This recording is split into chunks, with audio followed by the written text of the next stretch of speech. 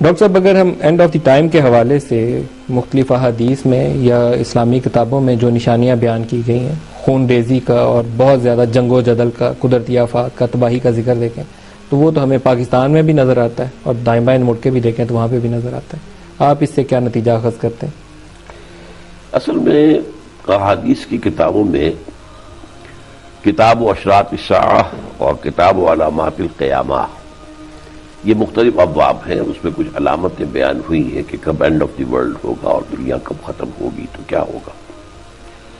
اس میں کچھ ہیں علامت عمومی نوعیت کی، جن کو عام طور پر علماء نے کہا چھوٹی علامت ہے، یعنی جھوٹ بڑھ جائے گا، دھوکہ دہی ہو جائے گی، انسان علم کم ہو جائے گا، بغیر علم کے لوگ فتویٰ دینے لگیں گے، موسیقی کا بہت رواج ہو جائے گا، بے شرمی بے حیائی بہت بڑھ جائے گی، وغیرہ وغیرہ۔ بعض علامتیں ایسی ہیں کہ جن کا خاص طور پر ذکر کیا، اس میں ایک حدیث جو ام الحدیث کہلاتی ہے، ام السنہ، حدیث جبرائیل، کہ وہ حضرت جبرائیل ایک مرتبہ انسانی شکل میں حضور کی خدمت میں حاضر ہوئے، مجمع تھا پورا موجود مسجد نبوی میں، تو وہاں انہوں نے کچھ سوالات کیے کہ اب بتائیے اسلام کیا ہے، آپ نے جواب دیا، ایمان کیا ہے جواب دیا، اور احسان کیا ہے، پھر قیامت کب آئے گی آپ نے فرمایا اس کا علم تو جو پوچھنے والا ہے اور جو جس سے پوچھا جا رہا ہے بس ان کے علم میں کوئی فرق نہیں ہے۔ پھر پوچھا علامتیں کیا ہوں گی، تو دو علامتوں کا خاص طور پر ذکر کیا۔ اذا تلد الامۃ ربتہا، جب کوئی لونڈی اپنی مالکہ کو جنے گی، یعنی مائیں جو ہیں وہ لونڈیوں کی شکل پر میں اختیار کر لیں گی، اور لڑکی بیٹیاں اتنی سرکش ہو جائیں گی کہ مائیں ان کو کچھ کہہ نہیں سکیں گی کہ مبادہ میں اسے کوئی روکوں ٹوکوں کسی بری بات سے، کسی غلط حرکت سے، تو نہ معلوم یہ کیا کیا بیٹھے مجھے کیا جواب دے۔ اور نمبر دو یہ کہ جب تم دیکھو گے کہ وہ لوگ جو ننگے پیر رہتے تھے، جسم میں ننگے ہوتے تھے، کپڑے نہیں ہوتے تھے، کھانے کو نہیں ہوتا تھا، یتطاولون فی البنیان، وہ اونچی اونچی عمارتیں بنانے میں ایک دوسرے کا مقابلہ کریں گے۔ اب یہ مسئلہ، یہ صورتحال جو ہے اس وقت، جس طرح سرکشی اولاد کی سرکشی ہے، اور اولاد میں سے خاص طور پر پہلے یہ تھا ہماری تہذیب میں کہ لڑکی جو ہے وہ زیادہ فرما بردار، خاموش طبع ہوتی تھی، اور لیکن یہ کہ آج جو ہے جس طریقے سے کہ وہ ماؤں پر جس طرح ان کا اپنا حکم چلاتی ہے، یا یہ کہ آج ہم جو دیکھ رہے ہیں امارات میں، دبئی میں برج الخلیفہ بن گیا ہے، عمارتوں کی لمبی لمبی بنانے کا جو ہے کتنی اونچی اونچی عمارتیں بن رہی ہیں، اور یہی وہ لوگ ہیں کہ 70-80 سال پہلے ہی ان کے پاس کھانے کو کچھ نہیں تھا۔ ان دو بنیادی علامات کے علاوہ اور کون سی چیزیں ہیں؟ اور علامات میں سے مثلاً بڑی علامات میں سے دجال کا خروج ہے، ایک یہ ہے کہ سورج مغرب سے نکلے گا، 3 جگہوں پر زمین میں خسف ہو جائے گا، زمین دھس جائے گی، ایک بہت بڑی آگ ہوگی جو یمن سے نکلے گی، اس قسم کے علامات ہیں، اور بہت سے جو ہے وہ خون خرابہ ہوگا، وہ بھی جو آپ کہہ رہے ہیں وہ بھی اس میں شامل ہے۔ ان میں سے جس چیز کا ذکر آپ کر رہے ہیں اس کا ذکر میرے نزدیک بالخصوص قیامت سے نہیں ہے، اس کا تعلق اصل میں اس سے ہے کہ اس وقت امت مسلمہ جو ہے وہ اللہ تعالیٰ کے عذاب کی گرفت میں ہے۔ یہ سخت الفاظ ہے جو میں کہہ رہا ہوں، کسی مسلمان کو پسند نہیں آئیں گے، ہم کبھی بھی یہی سوچ نہیں سکتے کہ ہم مسلمان بھی اللہ کے عذاب کی گرفت میں آ سکتے ہیں۔ حال کیا ہے، ہم سے پہلے امت مسلمہ تھی بنی اسرائیل، وہ حضرت موسیٰ کے امتی تھے، جیسے ہم حضور محمد صلی اللہ علیہ وسلم کے ہیں، ان کے پاس تورات تھی جیسے ہمارے پاس قرآن ہے، وہ بھی امت تھی، 2000 برس تک اس منصب پر فائز رہی، اور اس امت کے اوپر بڑے بڑے عذاب آئے، کبھی نیبوکڈنیزر کے ہاتھوں انہیں برباد کیا گیا، کبھی شارگون جو تھا سیریا کا بادشاہ ان کے ہاتھوں برباد کیا گیا، کبھی آپ کو معلوم ہے یونانیوں نے انہیں رگیدا، کبھی رومنز نے رگڑا، اب بھی پچھلی صدی میں جو جرمنز نے ان کے ساتھ کیا ہے۔ تو اللہ تعالیٰ کا معاملہ یہ ہے کسی مسلمان امت کے ساتھ، ایک ہے کافروں کا معاملہ تو یہ ہے کہ یا تو یہ ہے کہ ان کا عذاب اصل جو ہے وہ آخرت میں ہے، حساب وہاں ہو سکتا ہے۔ وہ امت جسے اللہ تعالیٰ اپنی کتاب دے، اپنی شریعت دے، وہ گویا کہ کسٹوڈین ہو جاتی ہے اللہ کے دین کی اس دنیا میں، اور اس اعتبار سے ریپرزنٹیٹو ہوتی ہے اللہ کی وزارت۔ اب اگر وہ اپنے عمل سے مس ریپرزینٹ کرے اللہ کو تو پھر وہ عذاب کی مستحق ہوتی ہے۔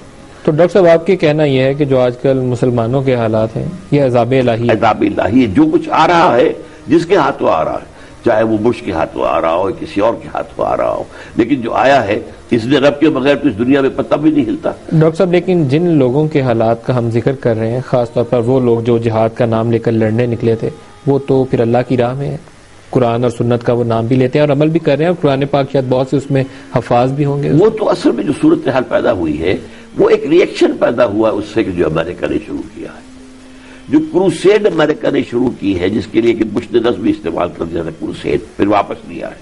لیکن میں آپ کو بتاتا ہوں کہ جو یہ پروٹیسٹنٹ عیسائی ہیں ان میں جو سب سے زیادہ ایکٹیو ہیں آج کل امریکہ میں، ایونجلسٹ کہلاتے ہیں، ان کا سب سے بڑا رسالہ نکلتا ہے دی فلاڈلفیا ٹرمپٹ، ملینز کی تعداد میں شائع ہوتا ہے۔ اگست 2001 کا پرچہ اس کا جو ہے، یعنی ستمبر میں ٹوئن ٹاورز ابھی گرائے جانے ہیں، اس سے ایک مہینے پہلے جو چھپا ہے، اس کا ایڈیٹر لکھتا ہے many people think that crusades are a matter of the past, over forever, but they are wrong. Preparations are being made for the last crusade, which will be the bloodiest of all. یہ جیری فلیشر اس کا editor لکھ رہا ہے موٹے الفاظ کے اندر۔ اب وہ تو ظاہر بات ہے امریکہ میں تھا کہ یہ تیاریاں ہو رہی تھی، انہوں نے خود گرائے ٹوئن ٹاورز، خود گرا کر اور ملبہ ڈالا وہ طالبان پر اور اسامہ پر، تاکہ پبلک اوپینین جو ہے امریکہ کی وہ پریشان ہو کر اور وہ غصے میں آ کر غضبناک ہو کر ہر رقم جو ہے دینے کو تیار ہو جائے، جتنا چاہے billions and billions and billions اور ڈالرز لو اور ان کو ختم کرو۔ یہ ہے در حقیقت کہ ان کا پھر اس کا رد عمل ہوا جو ہوا ہے۔ یہ جو بھی جو جہادی تحریکیں ہوئی ہیں جو پاکستان میں شروع ہوا، یہ سب کیا ہے؟ It's a reaction to that. Doctor صاحب اگر دوبارہ ہم قیامت کی نشانیوں کی طرف ہی آ جائیں، آپ کا ایک سٹیٹمنٹ تھا کہ 1962 میں امام مہدی کا ظہور ہو چکا، اس پہ تفصیل جاننا چاہوں گا۔ یہاں میری یہ بات آئی تھی اور یہی راولپنڈی کے ایک جلسے میں نے یہ بات کہی تھی اور میرا گمان تھا، لیکن وہ گمان صحیح ثابت نہیں ہوا۔ یہ ہمارے اندازے ہوتے ہیں۔ ویسے یہ کہ بحیثیت مجموعی جن حالات میں حضرت مہدی کا ظہور ہونا ہے وہ حالات وجود میں آ چکے ہیں۔ حضرت مہدی کے آنے کی نشانیاں کیا ہیں؟ کیا کوئی خاص وقت ہوگا؟ ہم کیسے آئیڈینٹیفائی کریں گے کہ وہ وقت آ چکا یا ان کا ظہور ہو چکا؟ سب سے پہلی بات تو یہ کہ حضرت مہدی سے مراد کیا ہے۔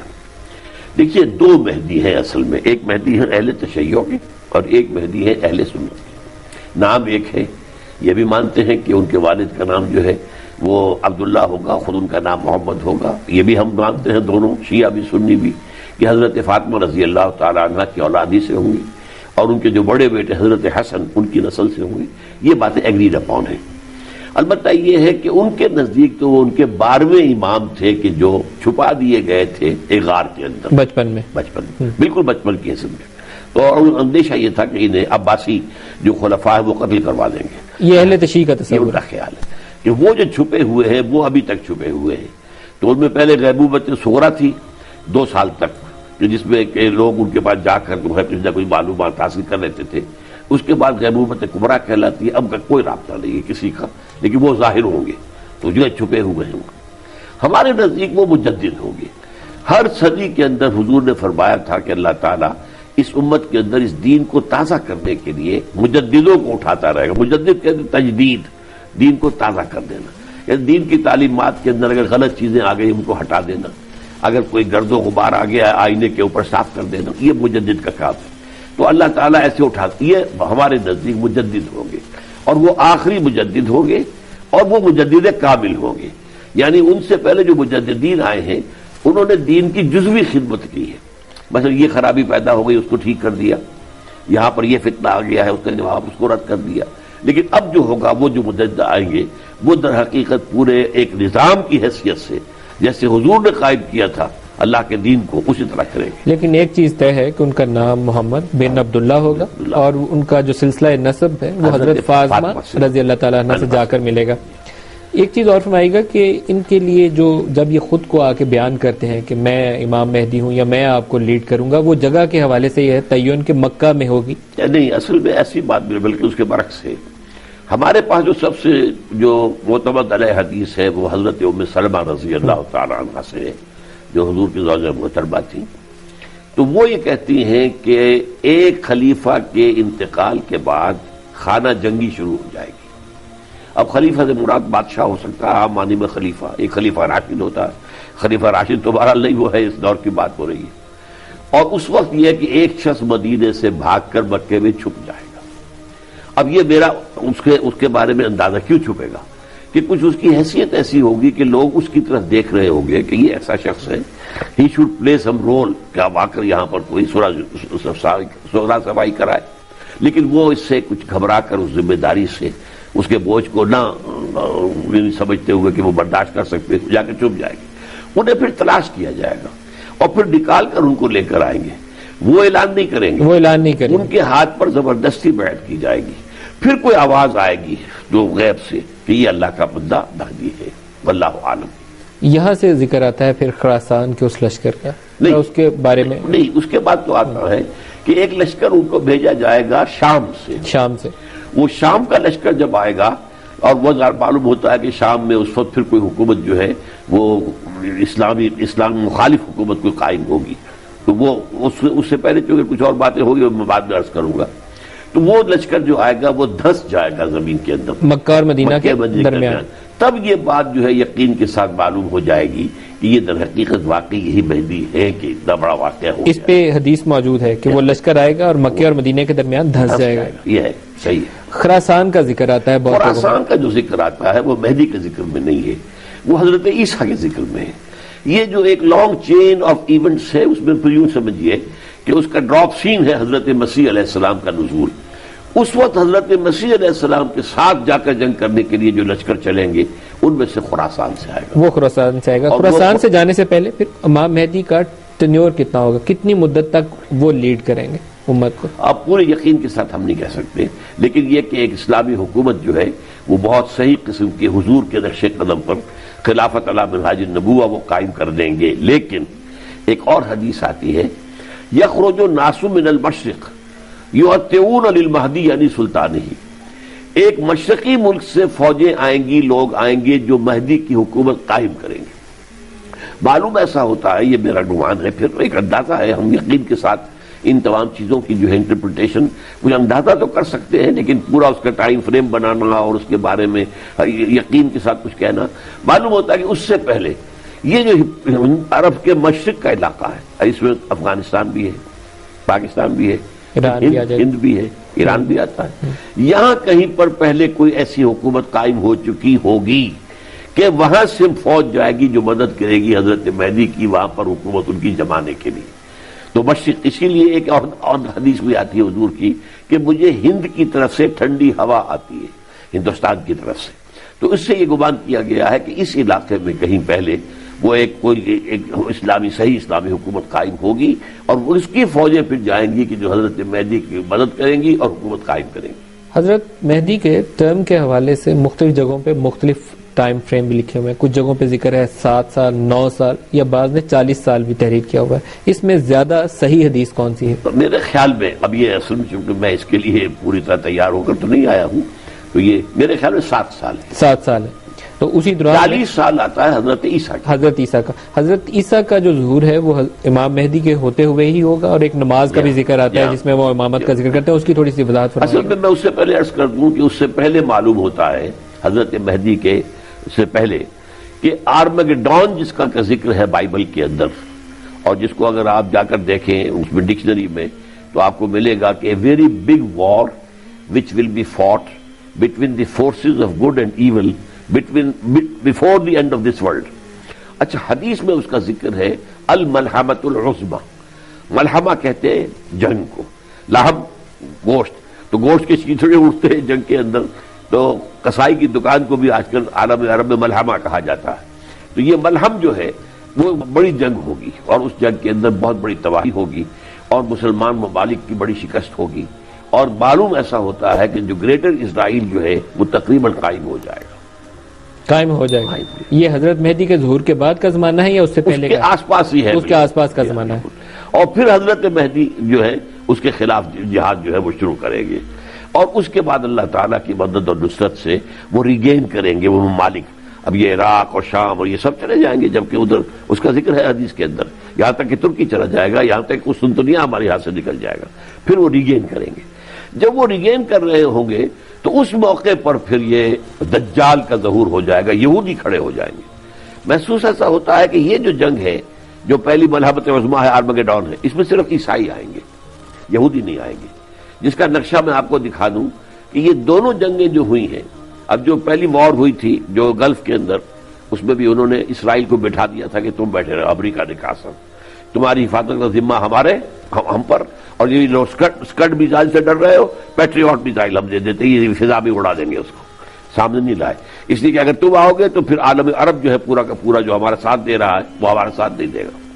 تو اسی طریقے سے تو یہ اس معاملات کے اب بھی جو یہودی جو ہے سامنے نہیں آ رہا کسی جنگ کے اندر، نہ عراق کی جنگ میں سامنے آیا دوبارہ جو عراق ختم کیا انہوں نے، نہ افغانستان کے اندر کسی کولیشن میں آیا ہے، وہ تو بٹھائے رکھیں گے۔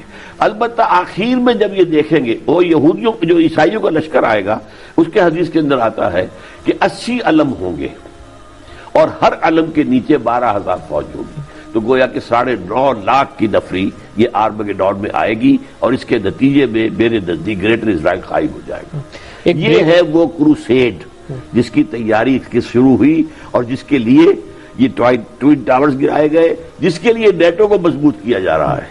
ڈاکٹر صاحب آپ اس لشکر کا ذکر کر رہے ہیں اور گریٹر اسرائیل کا ذکر کر رہے ہیں، لیکن ساتھ ہم یہ بھی دیکھتے ہیں کہ جہاں پر ذکر آتا ہے ان لشکر کا جو خراسان سے جائیں گے تو اس کے اوپر بھی آتا ہے کہ وہ بنی اسرائیل سے ہوں گے، جو اصفہان سے جائے گا جو دجال کو سپورٹ کرے گا وہ بھی کہا جاتا ہے بنی اسرائیل سے۔ یہ مختلف احادیث ہے، ایک حدیث جو ہے وہ تو یہ ہے کہ یخرج من خراسان رایات سود لا يردها شیء حتی تنصب بإیلیا۔ اچھا اب یہاں پر دو لفظ سمجھ لیں، خراسان، حضور کے زمانے میں خراسان ایک بہت بڑا ملک تھا، اسے ایرانی کہتے ہیں خراسان بزرگ، دی گریٹر خراسان، پورا افغانستان اس میں تھا، پاکستان کا مالاکنڈ ڈویژن اس میں تھا، ایران کا ایک صوبہ اب بھی خراسان کے نام سے وہ اس میں تھا، سینٹرل سٹیٹس جو ہیں رشین وہ بھی تھی، یہ سب ایک ملک تھا خراسان۔ یہاں سے فوجیں چلیں گی سیاہ علم لے کر۔ دوسرا لفظ آتا ہے ایلیا، ایلیا حضور کے زمانے میں یروشلم کا نام تھا۔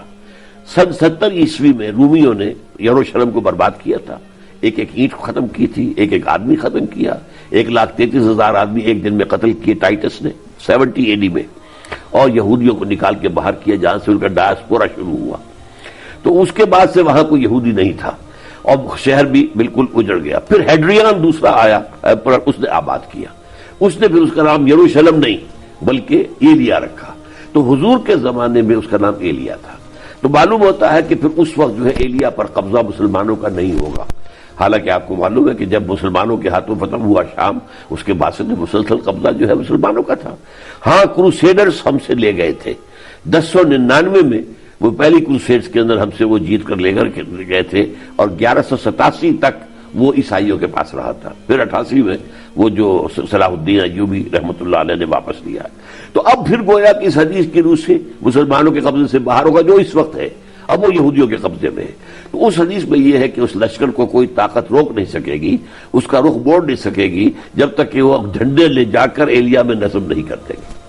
اچھا وہ علیحدہ حدیث ہے کہ اس میں یہ کہ خراسان سے لشکر آئے گا تو اس میں جو ہے وہ جو اس میں کوئی مہدی ہوں گے، معلوم ایسا ہوتا ہے کہ مہدی کا لفظ جو ہے وہاں پر کسی اور سینس میں بھی استعمال ہوا ہے، مہدی کے معنی ہدایت دینے والا یا ہدایت یافتہ، تو کوئی اور اس طرح کی حدیث، لیکن میرے خیال میں اصل حدیث یہ ہے جو میں نے آپ کو سنائی۔ اصفہان سے بھی لشکر جائے گا جو دجال کی مدد کرے گا، دجال کے ساتھ ہوگا، اس لیے کہ اصفہان میں یہودی ہیں اور بہت مضبوط کمیونٹی ہے، بہت اچھے مرفع الحال لوگ ہیں، اچھے کاروباری لوگ ہیں، بڑی طاقت والے ہیں۔ لیکن ڈاکٹر صاحب پھر یہ دونوں بنی اسرائیل یہ اولاد تو انہی میں سے ہوئی نا، وہ اگر سلسلہ ملائیں تو یا حضرت یوسف علیہ السلام یا حضرت یعقوب علیہ السلام، کہیں نہ کہیں جا کر ان کا سلسلہ پھر ادھر سے ملتا ہے دونوں کا۔ کن کا؟ بنی اسرائیل کا ذکر ہوتا ہے نا، جو لشکر خراسان سے بھی جائے گا، جو لشکر اصفہان سے بھی جائے گا۔ نہیں، خراسان والے لشکر میں بنی اسرائیل کا ذکر میرے اس میں نہیں ہے، اس اصفہان والے میں ہے۔ اصفہان کے اندر جو ہے کہ جب دجال نکلے گا تو اصفہان کے 70,000 یہودی اس کا ساتھ دیں گے۔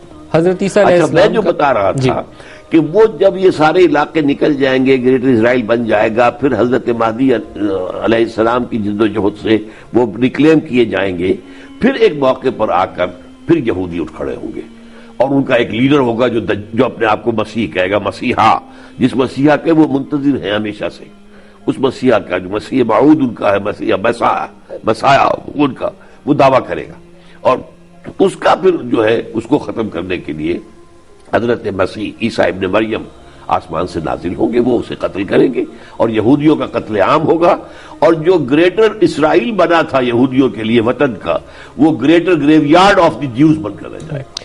ڈاکٹر صاحب یہ جو سیاہ جھنڈوں کا سیاہ پرچم کا ذکر آتا ہے اس پہ بھی کچھ سوالات اٹھتے ہیں، کیونکہ جس ریجن سے ہم ذکر کر رہے ہیں سیاہ پرچم لے جانے کا، ایران میں دیکھیں تو وہاں پہ بھی سیاہ رنگ کی ایک اہمیت موجود ہے، افغانستان میں بھی دیکھیں تو وہاں پہ بھی سیاہ رنگ والے موجود ہیں جو اس وقت بھی لڑ رہے ہیں. آپ اس کو کس سے ملاتے ہیں؟ اصل میں چونکہ حضور کے علم کے بارے میں بھی آتا ہے وہ سیاہ رنگ کا تھا، بعض اور بھی تھے لیکن عام طور پر سیاہ رنگ کا تھا. اور اسی طریقے سے جب یہ بنو امیہ کے خلاف بغاوت ہوئی ہے، اب تھی تو وہ خالص سیاسی جنگ، اقتدار کی جنگ تھی بنو عباس، لیکن اس میں نام لیا گیا تھا اہل بیت کا، کیونکہ ظاہر بات ہے کہ یہ جو ہے حضور سے زیادہ قرابت تھی عباسیوں کی. عباس حضرت حضور کے چچا تھے، یہ ان کی اولاد تھی. اس کے لیے جو لشکر آیا تھا خراسانی، اس نے سیاہ علم بنا لیے تھے.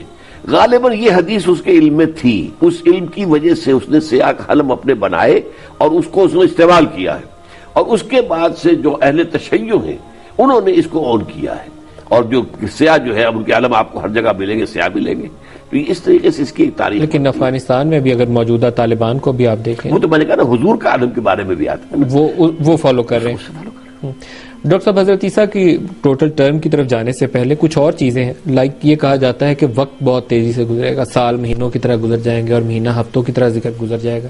اسی طریقے سے انسان کی پریشانیاں، مہنگائی، ضروری غذائی اجناس کی قلت، پانی کی کمی، یہ بہت ساری چیزیں جو مختلف آرٹیکلز میں تحریر ہوتی ہیں، اس کے اوپر تھوڑی سی روشنی وہ ڈالیے. چیزیں ہیں لیکن ان کی اہمیت نہیں ہے، عمومی نوعیت کی باتیں ہیں. یہ جو اصل نشانیاں ہیں وہ میں آپ کو بیان کر چکا ہوں، وہ بڑی بیماری جو ہے.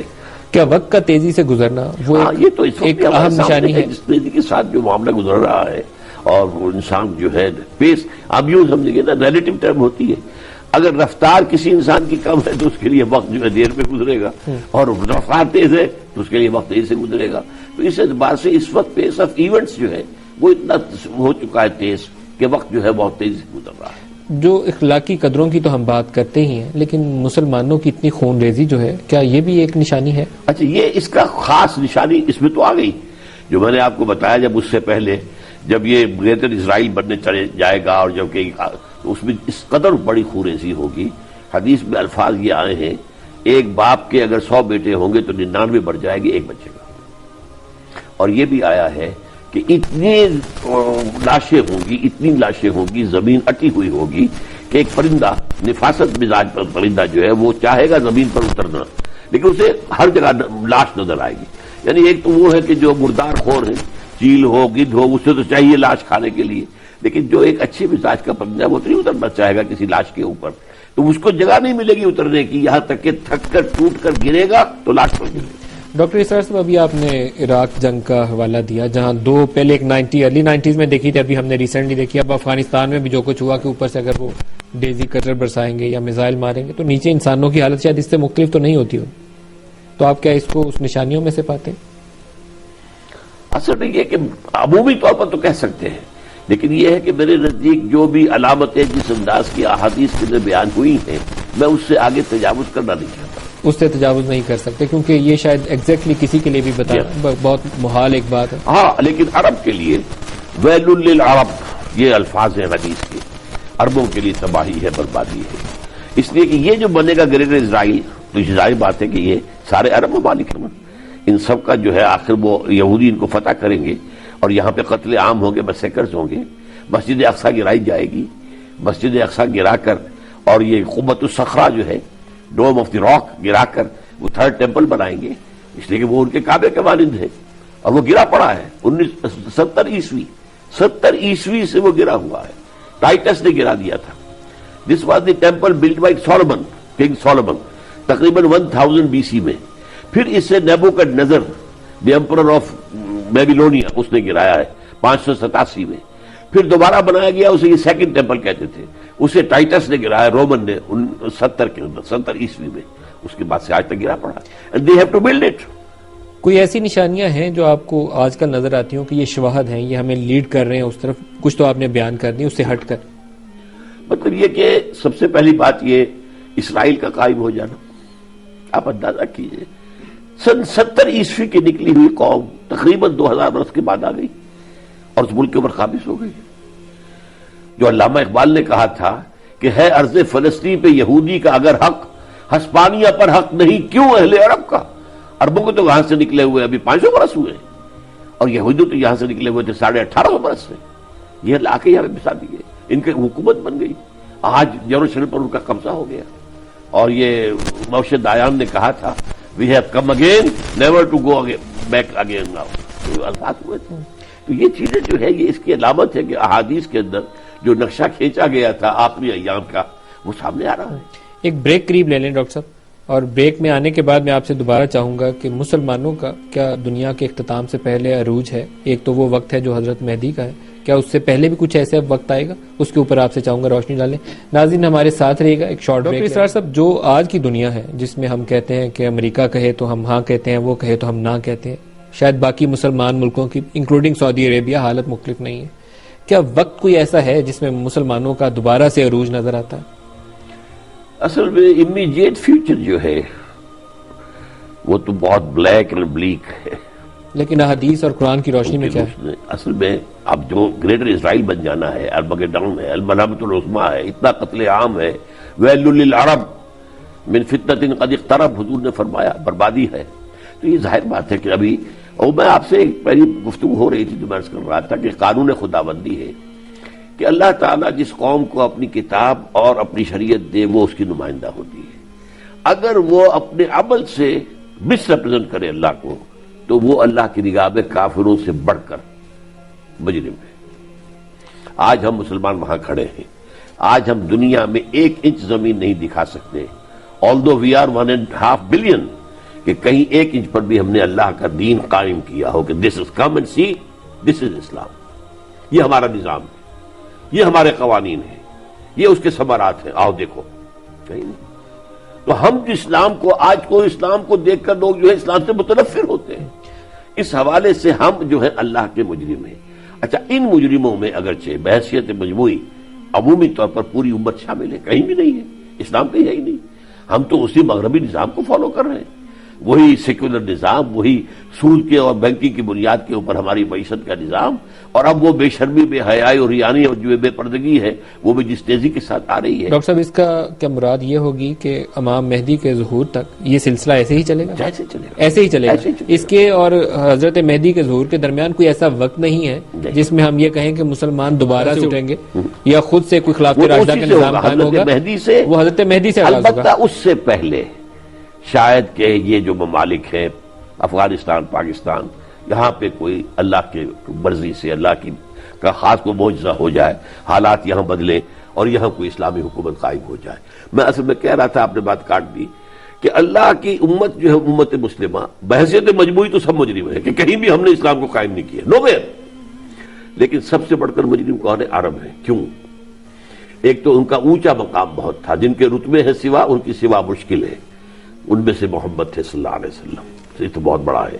وہ تو جس کو مل گیا ہو گیا، یہ رتبہ بلند ملا جس کو مل گیا. پھر ان کی مادری زبان میں اللہ کا کلام ہے، انہیں سیکھنے نہیں پڑتی کوئی اور زبان، دے نو اٹ.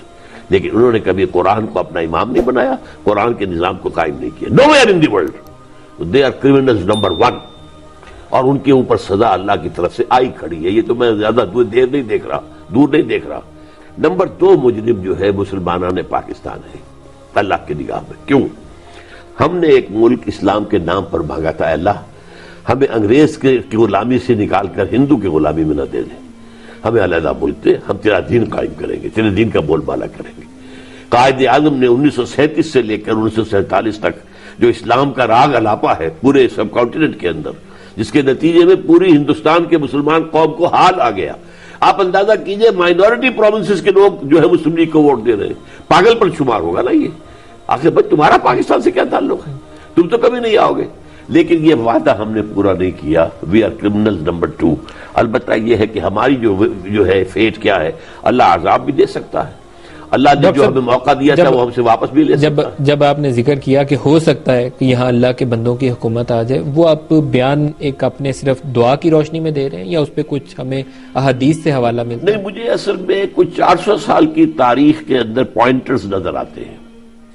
ایک تو یہ ہے کہ جو مجددین کا سلسلہ میں نے بتایا تھا، ہر صدی میں 1000 سال تک عالم عرب میں آئے. دوسرا 1000 سال شروع ہوا ہماری تاریخ کا 11ویں صدی ہجری، مجدد الفسانی مجدد اعظم، پھر شاہ ولی اللہ مجدد اعظم، سید احمد بریلوی مجدد، یہ سارا یہاں شفٹ ہوا ہے. یہ شفٹ ہوا کیوں ہوا؟ کوئی نہ کوئی اللہ کی اسکیم ہے۔ نمبر دو، جب خلافت کے خلاف ہو رہی تھی سازش تو پوری دنیا میں کہیں کسی مسلمان ملک کے اوپر ان کے کان پر جوں تک نہیں رینگی، اور ہندوستان میں آپ کو معلوم ہے عظیم خلافت کی تحریک چلی، بولی اماں محمد علی کی جان بیٹا خلافت پر دے دو، گاندھی شریک ہوا اس کے اندر، کہاں گاندھی کہاں خلافت۔ پھر یہ کہ جب تھرڈ ورلڈ کا ایک خاص فینومینن ہے، اس نے جب آزادی حاصل کی ہے یورپین کولونیلزم سے، تو تمام مسلمان ممالک نے اپنے لوکل نیشنلزم کو انووک کیا ہے، ملیش نیشنلزم، عرب نیشنلزم، ٹرک نیشنل، صرف ایک تحریک تھی جس کا تھا پاکستان کا مطلب کیا؟ لا الہ الا اللہ، اللہ کے لیے۔ یہ جو ہے علامتیں ہیں، اور پاکستان کا بن جانا یہ معلوم ہوتا ہے، خاص ڈیوائن جو ہے ڈیسیجن ہے، اس لیے کہاں گاندھی اور کانگریس جیسی جماعت، مسلم لیگ میں کوئی اس کا مقابلہ تھی نہیں۔ ڈاکٹر صاحب پروگرام کے اینڈ کی طرف جا رہے ہیں، ہم حضرت عیسیٰ علیہ السلام کی ان کے دور تک پہنچ جائے تھے، ان کا 40 سال کا دور ہے۔ حضرت عیسیٰ علیہ السلام آئیں گے، کریں گے کیا؟ ان کا اصل کام کیا ہے؟ یہودیوں کا خاتمہ۔ اس کی وجہ کیا ہے؟ حضرت عیسیٰ بھیجے گئے تھے یہود کی طرف، رسولاً الی بنی اسرائیل۔ ان کے بارے میں جو سابقہ انبیاء بنی اسرائیل کی پیشن گوئیاں تھیں کہ ایک نجات دہندہ اللہ تعالیٰ بھیجے گا بنی اسرائیل کے لیے، مسیح، وہ آ گئے حضرت مسیح۔ یہود نے نہیں مانا، انہیں باسٹرڈ قرار دیا، انہیں واجب القتل قرار دیا، جادوگر قرار دیا، ان کے موجودوں کو کہا یہ جادو ہے، اور انہوں نے اپنے بس پڑتے سولی پر چڑھوا دیا رومیوں کے ہاتھوں۔ چاہے اللہ نے انہیں بچایا ہے، جو بھی شکل ہے وہ ایک علیحدہ ہے، اللہ نے آسمان پر اٹھا لیا، لیکن یہ قانون اللہ کا تھا کہ جس کسی قوم کی طرف اللہ رسول بھیجتا تھا، وہ اگر رسول کو ریجیکٹ کر دیتی تھی بحیثیت مجموعی تو قوم ہلاک کر دی جاتی تھی۔ یہ قانون ابھی پورا ہونا تھا، اس کو اللہ نے گویا کہ جس کو کہتے ہیں کہ یہ ڈیسیجن جو ہے ڈیفرڈ ہے، وہ معاملہ اب حضرت مسیح خود آئیں گے اور اس خاص جنگ چڑھ پڑ، جبکہ وہ مسلمانوں کے خلاف جنگ ہو رہی ہوگی، اور اب جو ہے یہودی میدان میں آئے گا، اس مسیح الدجال کی لیڈرشپ میں حضرت مسیح آ کر اسے قتل کریں گے۔ پھر یہودیوں کا قتل عام ہوگا، وہ سزا جو ملنی چاہیے تھی وہ اب ملے گی۔ یہ حضرت عیسیٰ علیہ السلام کا زمانہ 40 سال چلتا، اس کے بعد ہوگا، اور 40 سال کے بعد اس کے بعد پھر جو ہے ایک فیز ہے، زوال آئے گا، اور پھر اس کے بعد قیامت آئے گی۔ حضرت عیسیٰ علیہ السلام کے وقت کے بعد ایک دوبارہ زوال کا وقت آئے گا۔ عروج کا وقت وہ ہے جب امام مہدی کا ظہور ہو گیا، اس کے بعد حضرت عیسیٰ علیہ السلام آ گئے، تحویل اس کی عروج کی ہوئی حضرت عیسیٰ علیہ السلام کے آنے کے بعد، اور اس وقت پوری دنیا میں آپ کہہ رہے ہیں کہ اسلام کا بول بالا ہو جائے گا، اور اس 40 سال کے بعد لیکن دوبارہ سے زوال کا زمانہ ہے، اور اس کے بارے میں وہ کتنا لمبا ہے؟ کیا مطلب اس کے ٹائم فریم نہیں ہے، لیکن اس کے بعد پھر قیامت ہے۔ تو ابھی اس کے بارے میں ہم صرف اپنی خیال آرائی یا ان حدیث کی روشنی میں نشانیوں کو تو ڈھونڈ سکتے ہیں، شاید ایگزیکٹلی کسی کے لیے بتانا وہ ایک بہت ہی مشکل امر ہے۔ حضرت مہدی کے حوالے سے اگر کچھ اور چیز آپ کے ذہن میں آتی ہو کہ لوگ جب اس ٹائم کو، اس زمانے کو جانچنا چاہیں، ایک کچھ تو وہ نشانیاں، حالات آپ نے بیان کیے ہیں آج کل بھی جو مسلم دنیا کے، اس سے ہٹ کر بھی کچھ ذکر آتا ہے کہیں پہ کہ ہم جس کو آئیڈینٹیفائی کر سکیں؟ کہیں وہ دریائے عرفات کا ذکر آتا ہے، کہیں بڑے شہروں کی تباہی کا ذکر آیا، اس طرح کی بہت ساری چیزیں تھیں میں نے جو پڑھی۔ احادیث ہے، فرات میں ہے، وہاں سے سونے کا پہاڑ برآمد ہو جائے گا۔ اب اس لوگوں نے سمجھا کہ جو تیل ہے، اصل میں چونکہ پرانے زمانے میں ملکوں کے نام دریاؤں پر ہوتے تھے یا شہروں پر ہوتے تھے، تو یہ فرات سے مراد عراق ہے، تو ان کا اس سے تعلق نہیں ان چیزوں کے ساتھ، یہ علیحدہ واقعات، لیکن اینڈ آف دی ٹائم سے وہ ریلیٹ کرتی ہیں۔ ظاہر بات ہے کہ وہ ہے تو حصہ اسی دور کا، کیونکہ جب یہ چیزیں ظاہر ہوں تو اس سے یہ ہمیں میرے خیال میں ایک عام پاکستانی کو یا مسلمان کو، عراق پر کیوں حملہ کیا گیا تھا؟ افغانستان پر اس لیے کیا گیا کہ یہاں پر وہ جو طالبان کی حکومت تھی، اگرچہ وہ پورا اسلامی نظام قائم نہیں کر سکی تھی، کچھ اسلامی سزائیں نافذ کی، اور معجزہ ہو گیا کہ پورے افغانستان میں امن ہو گیا، کرائم فری۔ ایک آرڈر ملا عمر کا اور پاپی کی کلٹیویشن زیرو۔ یہ گھنٹیاں بجی ہیں خطرے کی۔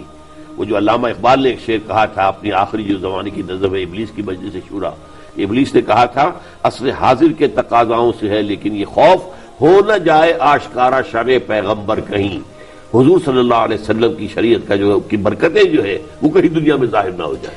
وہ ظاہر ہو رہی تھی تو nip the evil in the bud, Afghanistan کا بیڑا غرق کیا۔ ادھر کیوں گئے تھے؟ وہاں کولیشن نہیں بن سکی کوئی ان سے، یہاں اسلام کا مسئلہ تھا تو سارا ویسٹرن ورلڈ مل گئی، پورا کرسچن ورلڈ۔ وہاں چونکہ کوئی مسئلہ مذہب کا نہیں تھا، تیل کا تھا۔ یا number 2، it was going to be the first extension of Israel. آپ کو پتہ نہیں یاد ہو یا نہ ہو، شیرون نے کہہ دیا تھا جب یہ جو صدام گرا ہے اور ختم ہوئی حکومت کہ عنقریب عراق پر ہمارا قبضہ ہوگا، اور پہلے تو ہم صرف فرات تک مانگتے تھے، اب ہمارا دجلہ تک مطالبہ ہے، دجلہ تک ہمارا۔ افغانستان میں جو کچھ ہوا یا ابھی جو کچھ لڑائی ہے یہ جہاد ہے، اور کیا اس کا سلسلہ حضرت عیسیٰ علیہ السلام کے زمانے تک چلتا ہے، یا اس کے اوپر کیا آپ کے علم کی روشنی میں کیا بیان کریں؟ ایسا دیکھیے، جہاد اور قتال دو الفاظ ہیں، ان دونوں کو ہم نے ہم مانی کر دیا، حالانکہ ہم مانی نہیں ہے۔ جہاد کسی بھی چیز کے لیے اسٹرگل، کوشش، جد و جہد، وہ جد و جہد زبانی بھی ہو سکتی ہے، قلم کے ذریعے ہو سکتی ہے، کسی مشن کو پروموٹ کرنے کے لیے۔ چنانچہ مکے میں بھی حضور جہاد کر رہے تھے، لیکن قرآن کے ذریعے سے فرمایا گیا فَلَا تُطِعِ الْكَافِرِينَ وَجَاهِدْهُمْ بِهِ جِهَادًا كَبِيرًا، اے نبی آپ ان کی باتوں میں نہ آئیے، اس قرآن کے ذریعے سے ان کے ساتھ جہاد کیجیے۔ غلط نظریات و عقائد کے خلاف جہاد قرآن سے۔ پھر قتال ہوا، وہ جنگ ہے۔ تو اب ہمارے ہاں افغانستان میں جو فیزز آئے ہیں، پہلا جو جہاد تھا میں نے اس کو جہاد مانا، لیکن جہاد فی سبیل الحریت، دیٹ واز فریڈم اسٹرگل، اسلامی نہیں تھا وہ جہاد۔ اسلامی جہاد کے لیے پہلے اسلامی دعوت دی جائے صحیح معنی میں، پھر اسلامی کردار شادی کی جائے، وہی شخصیتیں، وہی کردار، پھر ان کی ٹریننگ ہو، پھر ان کی تنظیم ہو، پھر ایک امیر کے پیچھے ہو، یہ لوازم ہے، وہ تھی نہیں۔ اور جو ابھی لڑائی ہے وہاں پہ اسے آپ کیا اب نام جو ہو رہی ہے وہ بھی ایک فریڈم سٹرگل ہے، لیکن کیونکہ یہ طالبان جو کر رہے ہیں، انہوں نے ایک دفعہ وہاں پر اسلامی قوانین نافذ کیے تھے، ہم یہ سمجھتے ہیں کہ یہ اسی کی جد و جہد کر رہے ہیں، تو اسے ہم جہاد فی سبیل اللہ مانتے ہیں۔ یہ ابھی والے کو آپ جہاد فی سبیل اللہ کہتے ہیں؟ طالبان آف افغانستان، ہمارے ہاں کا جو طالبان کا بن گیا، یہ تو بڑا کمپلیکس ایک فینومینن ہے، جس کو اینالائز کرنا ہی آسان کام نہیں ہے۔ اس میں نہ معلوم کس کس قسم کے لوگ آ کے شامل ہوئے ہیں۔